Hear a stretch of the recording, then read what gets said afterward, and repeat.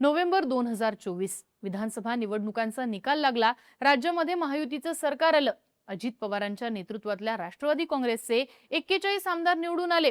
शरद पवारांच्या राष्ट्रवादीला शह हा बसलाच, पण राज्याच्या राजकारणात अजितदादांच्या राष्ट्रवादीचं स्थान भक्कम झालं। कट टू मार्च 2026 अजित पवारांचं अपघाती निधन झाल्यामुळे राष्ट्रवादी काँग्रेसला धक्का बसलाच, पण आता नरहरी झिरवळ यांच्या रूपामध्ये राष्ट्रवादीची चौथी विकेट जाण्याच्या तयारीत आहे। याआधी धनंजय मुंडे आणि माणिकराव कोकाटे यांनी आपल्या मंत्रिपदाचे राजीनामे दिलेत। रुपाली चाकणकर यांनी महिला आयोगाच्या अध्यक्षपदाचा राजीनामा दिलाय आणि त्यांचं राष्ट्रवादीचं प्रदेश अध्यक्षपद सुद्धा जाणार असं बोललं जाते। तर आता शासकीय निवासस्थानातला तृतीय पंथीयासोबतचा मंत्री नरहरी झिरवळ यांचा एक व्हिडिओ चांगलाच व्हायरल झालाय। त्यानंतर झिरवळ यांच्या राजीनाम्याची मागणी होतीये, पण 4 विकेट जाण्यापर्यंत राष्ट्रवादी काँग्रेसची ही अवस्था का झाली, पाहूयात आजच्या व्हिडिओतनं। नमस्कार, मी आरती आणि तुम्ही बघताय बोलभिडू। तर सगळ्यात आधी बघूयात की या विकेट नेमक्या कशा पडत गेल्या। तर याची सुरुवात झाली ती धनंजय मुंडे यांच्यापासून। डिसेंबर 2024 मध्ये बीडच्या मस्साजोगमध्ये सरपंच संतोष देशमुख यांची निर्घृणपणे हत्या झाली। या हत्या प्रकरणात धनंजय मुंडे यांचा निकटवर्तीय वाल्मिक कराड याचं नाव पुढे आलं। वाल्मिक कराड हा अजित पवारांच्या राष्ट्रवादीचा बीड मधला पदाधिकारी होता। त्यातही तो धनंजय मुंडे यांच्या कार्यालयातनं त्यांचं परळीमधलं काम पाहत होता। 9 डिसेंबरला संतोष देशमुख यांची हत्या झाली, त्यावेळी खंडणीच्या वादातनं ही हत्या झाल्याचं समोर आलं होतं।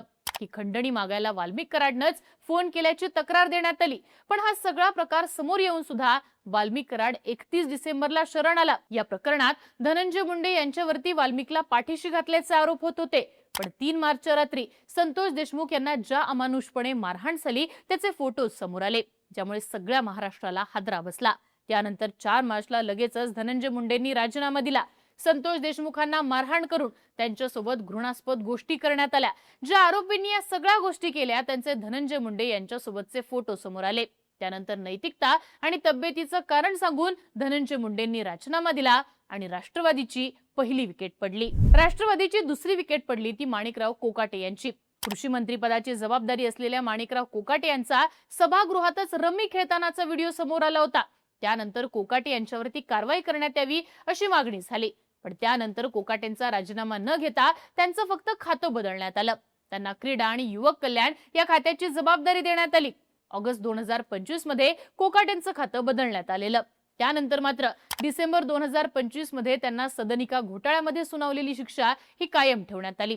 तेव्हा ते तातडीने हॉस्पिटलमध्ये ऍडमिट झाले, पण त्यांचा राजीनामा घेतलाच पाहिजे ही मागणी वाढत गेली आणि कोकाटे यांनी राजीनामा दिला।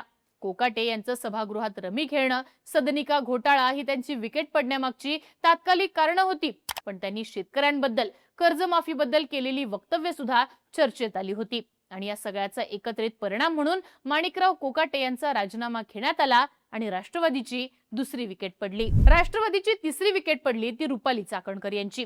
2021 पासून रुपाली चाकणकर या राज्य महिला आयोगाच्या अध्यक्ष होत्या। 24 मध्ये त्यांचा 3 वर्षांचा कार्यकाळ हा संपलेला, पण त्यांना 3 वर्षांसाठी मुदतवाढ देण्यात आली। या काळात त्यांच्यावरती अनेकदा टीका झाली। वैष्णवी हगवणे मृत्यू प्रकरणात वैष्णवीच्या जाऊबाई मयुरीनं 6 महिने आधीच कौटुंबिक छळ सुरू असल्याची तक्रार दिलेली, पण चाकणकरांनी वैष्णवी मयुरीचा सासरा राजेंद्र हगवणे हा राष्ट्रवादी काँग्रेसचा पदाधिकारी असल्यानं त्याला पाठीशी घातल्याचा आरोप झाला। तनिषा भिसे मृत्यू प्रकरणात त्यांनी हॉस्पिटलवरती कारवाई करणार आहे अशी घोषणा केली, पण त्यानंतर मात्र अहवाल आल्यावर बघू असं म्हणत कारवाई पुढे ढकलल्याची चर्चा झाली। तर फलटणच्या डॉक्टर संपदा मुंडे प्रकरणात त्यांनी पीडित डॉक्टरचीच बदनामी आणि चारित्र्यहनन केल्याचे आरोप झाले। या सगळ्या प्रकरणात रुपाली चाकणकर यांनी राजीनामा द्यावा अशी मागणी विरोधकांसोबतच पक्षातल्या अनेक पदाधिकाऱ्यांनी सुद्धा लावून धरलेली, पण त्यांचा राजीनामा मात्र झाला नाही। पण अजितदादा गेल्यानंतर आता 2 महिन्यांच्या आतच तो राजीनामा झालाय आणि कारण ठरले ते नाशिकच्या भोंदूबाबा अशोक खरातचं प्रकरण। खरातनं केलेले कारनामे बाहेर येत असताना खरातच्या संस्थांवरती विश्वस्त असणाऱ्या चाकणकरांचे फक्त फोटोजच व्हायरल झाले नाही, तर पीडितांना त्यांनी न्याय दिला नाही। खरात प्रकरण दाबण्याचा त्यांनी प्रयत्न केला असे आरोप झाले आणि अखेर चाकणकरांचा राजीनामा झाला। आता या सगळ्यामध्ये पक्षांतर्गतच त्यांच्या प्रदेशाध्यक्ष पदाचा सुद्धा राजीनामा घ्यावा अशी मागणी होतीये, त्यामुळे तो राजीनामा सुद्धा होण्याची शक्यता आहे। त्यामुळे इथं राष्ट्रवादीची तिसरी विकेट पडली। राष्ट्रवादीची चौथी विकेट पडण्याची शक्यता आहे ती नरहरी झिरवळांच्या रूपात। खरं तर झिरवळांचा राजीनामा अगदी महिनाभरापूर्वीच घेतला जाईल अशी परिस्थिती होती, कारण त्यांच्या मंत्रालयातल्या दालनातला क्लर्क राजेंद्र ढेरिंगेला एसीबीनं 35,000ची लाच घेताना रंगेहात पकडलं होतं. त्यानंतर हे सगळं त्यांना झिरवळांच्या पीएच्या सांगण्यावरनं केलं अशी माहिती देखील समोर आली होती. त्यामुळे मंत्री नरहरी झिरवळ हे तेव्हा अडचणीत सापडलेले. मंत्रालयातल्या दालनातच भ्रष्टाचार होत असेल तर मंत्रिपदावर राहण्याचा झिरवळांना हक्क नाहीये असं म्हणत त्यांच्यावरती टीकेची झोड उठलेली. पण सुनेत्रा पवारांनी झिरवळांना तंबी दिली आणि राजीनाम्याचा विषय बासनात गुंडाळला गेला. पण आता एकीकडे अशोक खरात प्रकरण चर्चेत असतानाच झिरवळांचा सरकारी निवासस्थानातला तृतीयपंथीयासोबतचा व्हिडिओ व्हायरल झाल्यानं पुन्हा एकदा नरहरी झिरवळ अडचणीत सापडलेत. विरोधकांनी त्यांच्या राजीनाम्याची मागणी लावून धरली आहे. त्यामुळे हे प्रकरण आता झिरवळांच्या अंगलट येण्याची शक्यता वर्तवली जाते. त्यामुळेच राष्ट्रवादीची चौथी विकेट झिरवळांच्या रूपात पडू शकते असं बोललं जातंय. आता यामधल्या घटनांचा क्रम पाहिला तर अजितदादा हयात असताना राष्ट्रवादीच्या 2 विकेट पडलेल्या. पण या नेत्यांचा राजीनामा कसा टाळता येईल हे अजितदादा बघत होते आणि दुसरीकडे नेत्यांना कंट्रोलमध्ये ठेवण्याचं काम सुद्धा दादा करायचे. दादा असताना पक्षातल्या नेत्यांवरती दादांचा वचक होता. संतोष देशमुखांची हत्या झाल्यानंतर तब्बल 3 महिन्यांनी मुंडेंचा राजीनामा झालेला. राष्ट्रवादीची होणारी बदनामी, समोर आलेले फोटो आणि मुंडेंच्या राजीनाम्यासाठी वाढता दबाव यामध्ये 3 महिन्यांचा काळ जावा लागला. कोकाटेंच्या बाबतीत सुद्धा तेच घडलं. कोकाटेंचे एक प्रकरण बाहेर आल्यावर दादांनी लगेचच राजीनामा घेतला नाही. मात्र प्रकरण हाताबाहेर गेल्यावर हा राजीनामा झाला. आता मात्र चाकणकरांचा राजीनामा 3च दिवसात झालाय. बरं, हा राजीनामा सुनेत्रा पवारांनी घेतला किंवा मागितला का? तर नाही. त्यामध्ये मुख्यमंत्री देवेंद्र फडणवीसांचा हस्तक्षेप हा संबंध महाराष्ट्राने पाहिला. राजीनामा झाल्यानंतर सुनेत्रा पवारांसोबत झालेल्या फोटो सेशनची चर्चा राज्यभरात रंगली. दुसरीकडे झिरवळांची दोन्ही प्रकरणं बाहेर काढण्यात राष्ट्रवादीच्याच नेत्यांचा एक गट आहे अशी चर्चा होतीये. राष्ट्रवादीमध्ये पडलेले 2 गट अगदी स्पष्टपणे सध्या समोरून दिसतात.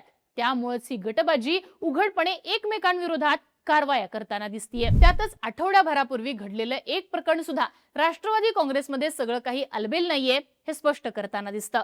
साताऱ्यामध्ये शिवसेना मंत्री शंभूराज देसाईंसोबत राष्ट्रवादीचे मंत्री मकरंद पाटील यांना सुद्धा पोलिसांकडून मारहाण झाल्याचं सांगण्यात आलं. पण राष्ट्रवादीच्या अध्यक्षा तर सोडाच, राष्ट्रवादीचा एक आमदार सुद्धा मकरंद पाटलांच्या बाजूने उभा राहिला नाही किंवा बोलला नाही. सेनेची मात्र अख्खी टीम भाजपवरती तुटून पडली. एकनाथ शिंदे हे मकरंद पाटलांच्या सुद्धा मदतीला धावून आले आणि त्यांनी पालकत्व घेतलं. अजित पवार अपघातात गेल्यापासून विखुरलेला पक्ष सावरण्यात सुनेत्रा पवारांना अजून तरी यश आलेलं नाहीये असं म्हटलं जात आहे. त्यात अमोल मिटकरींसारखे नेते अगदी उघडपणे तटकरे आणि पटेलांच्या नेतृत्वात आम्ही काम करणार नाही असं म्हणताना दिसतात. अशा परिस्थितीत संघटना नेमकी कोणाच्या बळावर उभी राहणार? भविष्यात येणाऱ्या निवडणुकांमध्ये राष्ट्रवादीची भूमिका काय असणार असे अनेक प्रश्न सध्या उपस्थित होताना दिसतात. अजित पवार हयात असेपर्यंत अनेकदा अशी चर्चा झाली की त्यांचे आमदार हे शरद पवारांकडे जाणार आहेत. पण दादांच्या पश्चात एकही आमदार काही फुटला नाही. आता मात्र पक्षामध्ये पालकत्व आणि कंट्रोलच उरला नसल्यानं तब्बल 16 ते 17 आमदार भाजपच्या संपर्कात आहेत अशी माहिती राष्ट्रवादीचेच नेते खासगीत देत आहेत.